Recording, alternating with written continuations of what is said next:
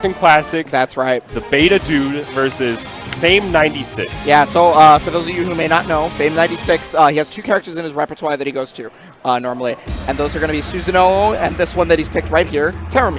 Terumi, a character known for a lot of his, the fact that 90% of his moveset is about using bar, and also the fact that his drive takes bar, right? Yes. And on the opposite side, BETADOOD, known for being basically just Ragnar straight up. Actually, yes. As a character who takes health rather than bar.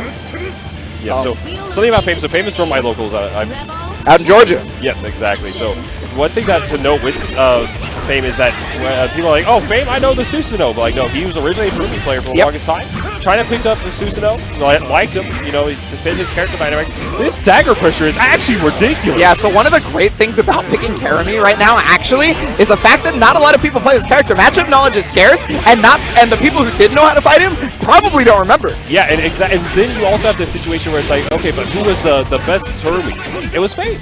And so then now you're bringing it back, and it's like, okay, so now people aren't aware as much of the matchup, and he's able to use the great mobility that Terumi has just to deal with a lot of these situations. Nice barrier IV. Yeah, the thing about that movement, though, trying to deal with those situations, BETADOOD has shown very nice, and Senga off the OD, that's a ton of damage, actually. And this is also a loop into, but it was just a little bit off. Oh, 2D? That's plus a lot. Yeah, and that's plus a lot just in general. Oh, the command grab slightly whipping, and now we're going to get, but drops the confirm.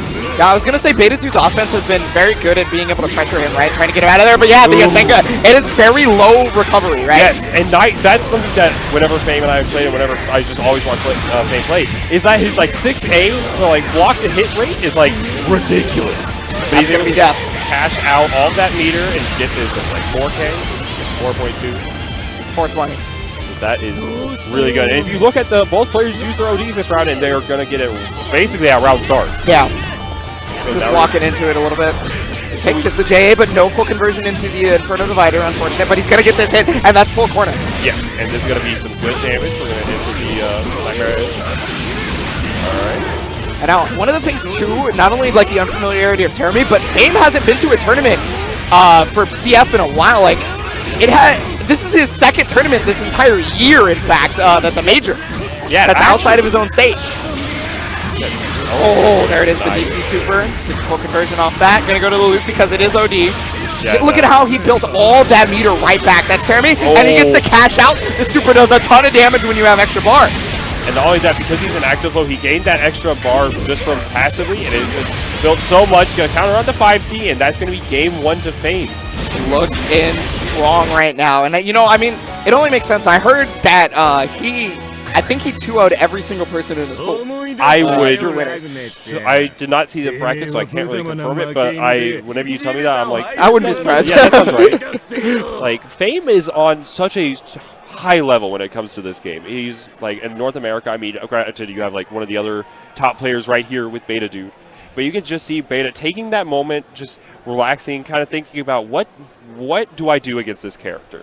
There's been some, you could see where FAME's pressure has been kind of a little bit staggered pressure. It's been a lot of like openings to where Beta's just been counter hit 5C or like counter hit 5B. So it's let's see what is gonna happen here. Yeah, so in that vein, BETADOOD is a very methodical player, right? Like he's always thinking about like the risk reward and stuff like that, and his spacing is super strong, things like that. So realistically, he probably got a lot of data from that, but the thing is FAME has always shown that like even if you get a lot of data, he has other options and other avenues that he can take, right? Yes, he has a lot of nuance, like right there. What did I say? He's like 3 or 4 for 4. Young boy reactions, I guess, right? Yeah, exactly. I remember, oh my goodness, nice. So that's one of the oldest Ragnar tricks in the book, whip 2C into whatever, because it's not that he's plus on whip, but he's not very negative on whip on 2C.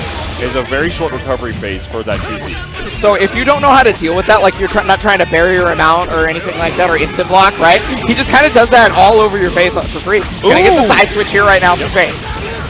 Yeah, that's something. I like that. Delay attack into the roll so he can get right back out of the corner. He's going to OD through this, and he tried to Inferno Divider. Yeah, unfortunate. I don't blame him for going for that Inferno Divider. That could get really crazy, and that, speaking of going crazy. Senga to make sure he gets the confirm, because if you don't need Senga there, that's the end of the combo, actually. Yeah, because the starter got a little bit wonky. All right. Yeah, builds the meter off that. Remember, all of his drive moves, they take meter, right? And they build a ton of it at the same time. So Yeah. He knew that he was about to build that farm. Yeah, Tarumi is, every time he gets that right. Oh, it saved the clip! Alright, so now we're going to send him down. Andrew's going to get the Oki. Yeah, and opts for the Nightmare Edge Ender. It's not as good Oki, but he does get the corner, which is more important. Yes, exactly. And I guess a character like Tarumi just really wants to limit his ability just to move around and kind of pressure him.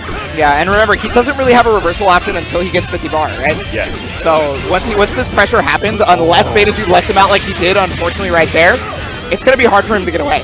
Yeah, so BETADOOD going for that dead strike. Oh, nice reaction on the overhead. But not a reaction from BETADOOD when he's getting the hit, and that's incredibly important. And Senga's not going to punish him. He was looking for something else after the Senga. No bite, though, and I mean, he's working on it perfect, but... Whoa, there's the 6, and that was incredible. Oh my goodness, very good stuff. So yeah, like you mentioned, BETADOOD did not punish the Masinga, which we saw earlier where Fame went for the Masinga and just BETADOOD was just a little bit late on the punish. He probably assumed like, because again, maybe some matchup familiarity, just assuming like, okay, maybe this is like hard to punish, or maybe it's like this at this range it might not. So we'll see what. 5A anti-air. Oh, that didn't convert it much, but it can. Oh, nice. Yeah, gets the D ender. I like how this is like the canon, the canon stage previously for this matchup, actually.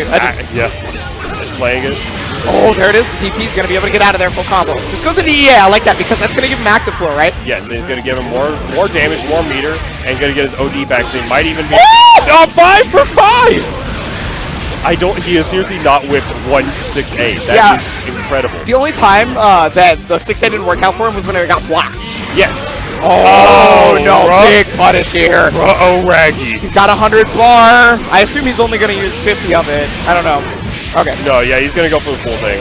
And that's totally first safe, and that's game 2 going to BETADOOD. I thought maybe he only needed a super to kill, but I didn't realize that, like, I totally forgot about, like, the hit stun deterioration and that he had the Nightmare Edge right that moment. Yeah, so. Exactly.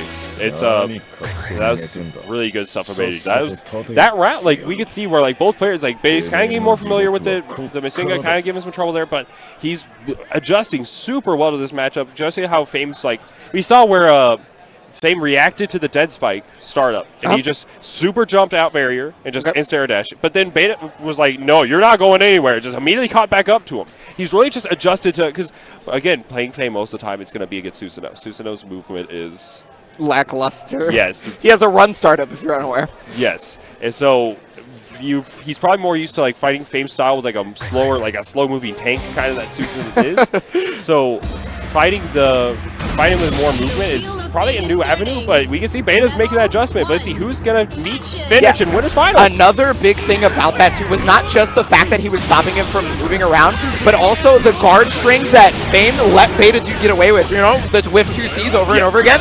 That's huge. Another one. Just like the 6A, gonna be able to get him right out of this corner. He's got the link. Nice. Yeah, you have to make sure that move whiffs to be able to get the 5A afterwards. So nice confirm! Oh, yeah, there we go. Yeah, RC it. And RCing for Tarumi is not a bad thing because you're going to be able to get so much meter back. Oh, yeah, that is a meaty setup. And then, just you whiff the move, and then somebody thinks, oh, he whiffed the move, so I'm going to try and punish it, and then you get counter hit. Yeah, counter, like throw counter or anything like that. But I really like the way that Beta, unlike mini Ragnas now, have been just going for like the stagger 2A, and he won't just commit to like 2 or 3. He'll do like 8 to 10. Well, I mean, if you're not gonna show him that you're gonna stop him staggering 2As, then there's the overdrive, but no punish. That recovery is ridiculously fast. But now, we're gonna get the OD confirmed here. He has 100 meter, but it's also full timer OD. So look at how long this is lasting. God damn! Okay, look at the health he got back. Yeah, that was. My man is a healthy man. He just ate his greens. That greens was Tarumi's drop. Wheaties and spinach all in one sitting. All right, here we go. Yeah, Carnage, scissor. Make sure he kills him immediately. Gotta get that. Gotta make sure that he can't burst. I'm not entirely sure Fame would have bursted there, but why chance it? Yeah, exactly. You don't want that situation where, he bursts, he has that pixel life, he makes that comeback. You never want to give them the option to. So let's see. So Beta on set point. Okay. Nice use of the JD. Yeah. That's a spacing thing, right? Because the JD goes so far horizontally. Yes, exactly. It's disjointed from his actual hurt box. That is a very, very strong aerial normally that we're going to see. Okay, stagger pressure right there. Yeah, you were talking about how stagger pressure has been so important for both the players. Oh, the overhead! There we go. Yeah, he's recognized that the level of respect that BETADOOD is giving him is high enough that he can start going to slow mix-ups like that.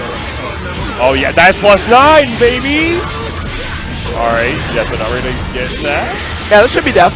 Yeah, he just opted to get the OD just to make sure he's Yeah. Oh, okay. He gets built the meter anyway. Yeah, exactly. Like, even in that situation, he gets the OD version. He's just able to get the regular super. So now it's Rebel 3 action.